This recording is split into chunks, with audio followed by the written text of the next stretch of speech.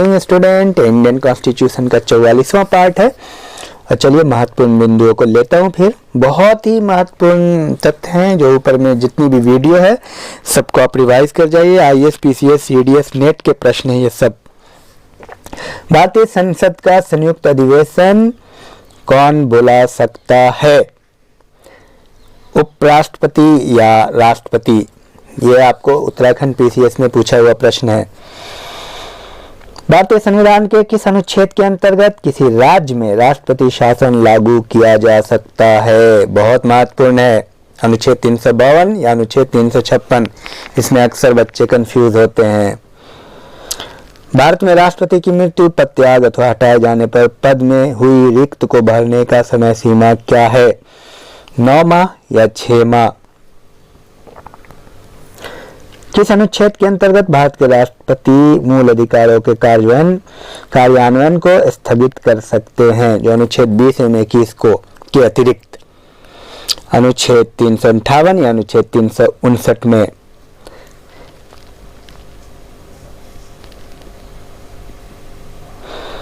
भारत का राष्ट्रपति किसकी नियुक्ति नहीं कर सकता है? प्रधानमंत्री की या उपराष्ट्रपति की? भारतीय संविधान में केंद्रीय सरकार की अधिशासी शक्तियों को किसमें नियुक्त किया गया है? भारत के प्रधानमंत्री में या भारत के राष्ट्रपति में? भारत के राष्ट्रपतियों में से कौन ट्रेड यूनियन आंदोलन से संबद्ध नहीं है? नीलम संजीव रेड्डी या वीवी गिरी? 2 अवधि के लिए भारत के राष्ट्रपति कौन थे? डॉक्टर एस राधाकृष्णन या डॉक्टर राजेंद्र प्रसाद? और भारतीय राष्ट्रपति का निर्वाचन किस प्रकार होता है? प्रत्यक्ष रूप में या अप्रत्यक्ष मतदान में? तो ये बहुत महत्वपूर्ण है। इस तरह से आप रिवीजन खूब करें। भारत के उपराष्ट्रपति को निर्वाचन एक निर्वाचक गण द्वारा किया जाता है, जिसके सदस्य कौन होते हैं? ऑप्शन देखिए, संसद के दोनों सदनों के केवल निर्वाचित सदस्य या संसद के दोनों सदनों के सभी सदस्य। बहुत महत्वपूर्ण है, काफी कंफ्यूजिंग भी है। भारत के उपराष्ट्रपति का चुनाव किस तरह होता है? राष्ट्रपति द्वारा मनोनयन से या लोकसभा और राज्यसभा के सांसदों द्वारा सीधे चुनाव से? किस सदन की अध्यक्षता ऐसे व्यक्ति द्वारा की जाती है जो उसका सदस्य नहीं होता? लोकसभा का या राज्यसभा का? राज्यसभा का सभापति कौन होता है? लोकसभा अध्यक्ष या उपराष्ट्रपति? मोहम्मद हामिद अंसारी भारत के उपराष्ट्रपति के रूप में कैवां क्रमांक है उनका? आया हुआ प्रश्न ये 13वां या 12वां? मंत्री परिषद सामूहिक रूप से उत्तरदायी होता है किसके प्रति?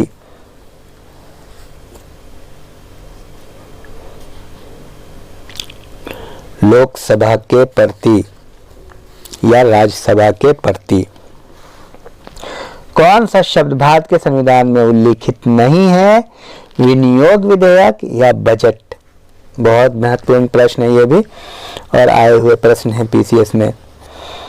भारत के संसद के संबंध में कौन सा एक कथन गलत है? ध्यान दीजिए आप। संसद का सर्वप्रमुख कार्य मंत्रिमंडल का प्रावधान करना है या मंत्रिमंडल की सदस्यता निम्न सदन तक ही सीमित होती है? आप इसका चयन करें। और नेक्स्ट, भारत के संविधान में किसके अनुसार, किस अनुच्छेद के अनुसार प्रत्येक राज्य की कार्यपालिका शक्ति का इस प्रकार प्रयोग किया जाएगा जिससे संघ की कार्यपालिका शक्ति के प्रयोग में कोई अड़चन न हो या उस प्रकार कोई प्रतिकूल प्रभाव न पड़े? अनुच्छेद 358 या अनुच्छेद 357? मंत्री परिषद किसके प्रति उत्तरदायी होते हैं? लोकसभा के प्रति या संसद के प्रति? संघीय मंत्रिमंडल का पुनर्गठन किसकी रिपोर्ट पर आधारित है? के एम मुंशी की या गोपाल स्वामी आयंगर के? बहुत महत्वपूर्ण प्रश्न है ये सब। और कौन सा आधिकारिक दस्तावेज भारत से संबंधित है, हरित पत्र या श्वेत पत्र? पीसीएस के प्रश्न है। और नेक्स्ट, केंद्रीय मंत्रिपरिषद के त्यागपत्र देने के उपरांत कौन सी एक सही स्थिति नहीं है? ध्यान दें, राष्ट्रपति वैकल्पिक व्यवस्था बनने तक उन्हें बने रहने के लिए कहेंगे या राष्ट्रपति शासन लागू हो जाएगा? इन दोनों में से एक चुने आप। बहुत कंसेप्चुअल है ये। और भारत के प्रधानमंत्री में कौन अपने कार्यकाल में संसद में कभी उपस्थित नहीं हुए थे? वीपी सिंह या चौधरी चरण सिंह? तो ये रहा। और फिर नेक्स्ट वीडियो में हम लोग बात करेंगे। Thank you very much.